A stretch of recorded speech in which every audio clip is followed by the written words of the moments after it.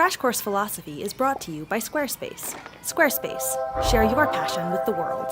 Aristotle once described humans as the rational animal. Well, actually, he said that man is the rational animal, but we don't have to be sexist just because he was. And if you've ever gotten into an argument with someone about religion or politics or which Hemsworth is the hottest, then you've experienced how irrational people can be about their opinions. But what Aristotle meant is that rationality is our distinguishing characteristic. It's what sets us apart from the beasts. And no matter how much you disagree with someone about God or Obama or Chris Hemsworth, you can at least grant that they are not beasts. Because, most of the time at least, people can be persuaded by arguments. You use arguments all the time. In the comments, at family dinners, with your friends. You probably just don't think of them the same way that philosophers do. When you try and convince your parents to loan you the car, or when you're talking up Crash Course to your friends, you are using arguments. Thanks, by the way. Each time you tell someone to do or believe something, or when you're explaining why you do or believe something, you are giving an argument. The problem is, the vast majority of people aren't really good at arguments. We tend to confuse making a good argument with like having witty comebacks or just making your points more loudly and angrily, instead of building a case on a solid foundation of logic, which can be harder than it sounds. But learning about arguments and strong reasoning will not only make you a better philosopher, it will also set you up to be a more persuasive person. Someone who people will listen to. Someone who's convincing. So yeah, these skills are beneficial no matter what you want to do with your life, so you might as well know how to argue properly.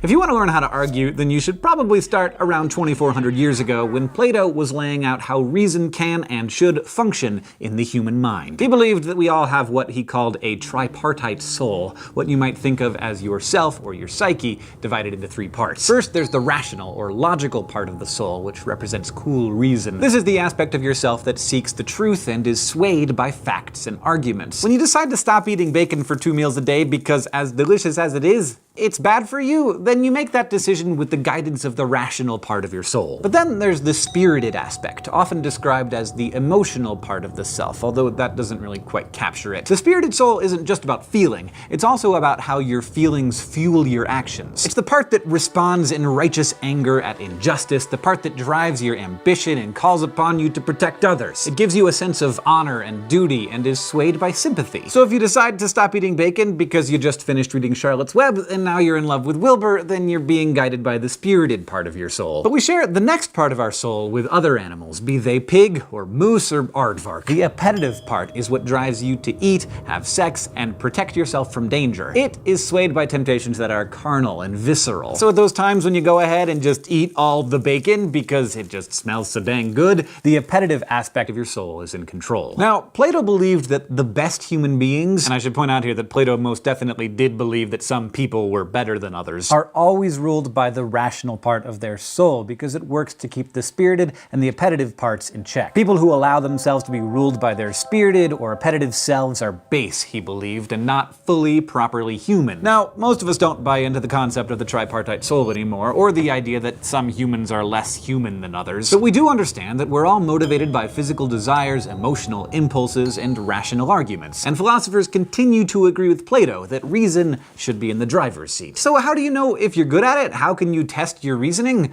Well, let's head over to the thought bubble for some flash philosophy. Throughout this course, we're going to apply our philosophical skills by pondering puzzles, paradoxes, and thought experiments. Because remember, philosophers love thinking about questions, especially ones that don't have ready answers. So think of these exercises as philosophical wind sprints, quick tests of your mental abilities. And here's a doozy from 20th century British thinker Bertrand Russell, one of the pioneers of what's known as analytic philosophy. Say there's a town in which all men are required by law to be clean-shaven. This town has only one barber, a man who must follow strict rules. Rule number 1, he must shave all men who do not shave themselves. Rule number 2, he must not shave any man who does shave himself. It's the nightmare of every libertarian and every mustachioed hipster, but here's the question. Does the barber shave himself? Because think about it, the barber only shaves men who don't shave themselves, so if he does shave himself, then he must not, because the barber's not allowed to shave guys who shave themselves. But if he doesn't shave himself, then he has to be shaved by the barber, because that's the law. Russell came up with this puzzle to illustrate the fact that a group must always be a member of itself. That means, in this case, that all men who shave themselves has to include every guy who shaves himself, including the barber. Otherwise, the logic that dictates the group's existence just doesn't hold up. And if the barber is a logical impossibility, then he can't exist, which means the reasoning behind his existence is inherently flawed. And philosophy doesn't tolerate flawed reasoning. So how do we make sure that we're ruled by good, sound, not flawed reason? By perfecting the art of the argument. An argument in philosophy isn't just a shouting match. Instead, philosophers maintain that your beliefs should always be backed up by reasons, which we call premises. Premises form the structure of your argument. They offer evidence for your belief, and you can have as many premises as you like as long as they support your conclusion, which is the thing that you actually believe. So let's dissect the anatomy of an argument. There are actually several different species of arguments. Probably the most familiar and the easiest to carry out is the deductive argument. The main rule of a deductive argument is if your premises are true, then your conclusion must be true. And knowing that something is actually true is very rare and awesome. So here's a boiled down version of a good deductive argument. Premise 1, all humans are mortal. Premise 2, Socrates is human. Conclusion, Socrates is mortal. This kind of reasoning, where one fact leads to another, is called entailment. Once we know that all humans are mortal and that Socrates is human, those facts entail that Socrates is mortal. Deduction begins with the general, in this case what we know about human mortality, and reasons down to the specific, Socrates in particular. What's great about deductive arguments is that the truth of the premises must lead to the truth of the conclusion. When this happens, we say that the argument is valid. There's no way for the conclusion to be false if the premises are true. Now check out this argument. All humans are mortal, Socrates is a human, therefore Socrates was Plato's teacher. That argument is invalid because nothing about human mortality can prove that Socrates was Plato's teacher. As you might have noticed, there are plenty of mortal humans who never taught Plato. What's interesting though is that this argument does happen to have a true conclusion, which leads us to another issue, and that is validity is not the same as truth. All valid really means is that if the premises are true, then your conclusion can't be false. But that doesn't mean that your premises prove your conclusion to be correct. Like in the case of whether Socrates was Plato's teacher, the premises are true and the conclusion is true, but the argument is still not valid because the premises don't in any way prove the conclusion. It just happens to be true. So if your premises don't guarantee the truth of your conclusion, then you can end up with some really crappy arguments, like this one. All cats are mammals. I'm a mammal, therefore I'm a cat. As much as part of me would like to be my cat, this is invalid because the conclusion doesn't entail from the premises at all. I mean, all cats are mammals, but all mammals aren't cats, which means there are such things as non-cat mammals, which I am just one example of. And it probably goes without saying, but you can have a perfectly valid argument and still have a false conclusion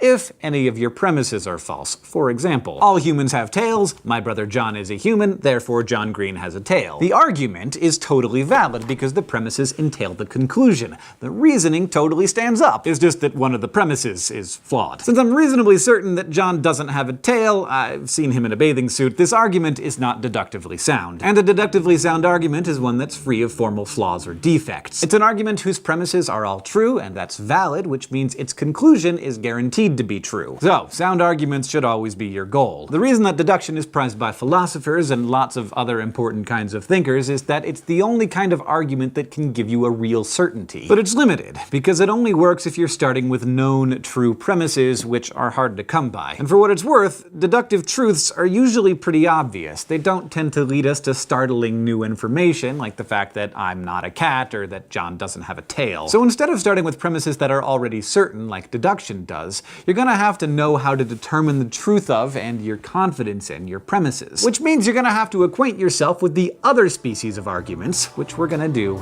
next time. But today we talked about the value of reason, the structure of arguments, and we took a close look at one kind of argument, deductive reasoning. This episode of Crash Course Philosophy is made possible by Squarespace. Squarespace is a way to create a website, blog, or online store for you and your ideas. Squarespace features a user-friendly interface, custom templates, and 24/7 customer support. Try Squarespace at squarespace.com/crashcourse for a special offer. Crash Course Philosophy is produced in association with PBS Digital Studios. You can head over to their channel to check out amazing shows like The Art Assignment, The Chatterbox, and Blank on Blank. This episode of Crash Course was filmed in the Dr. Cheryl C. Kinney Crash Course studio with the help of all of these amazing people, and our graphics team is Thought Cafe.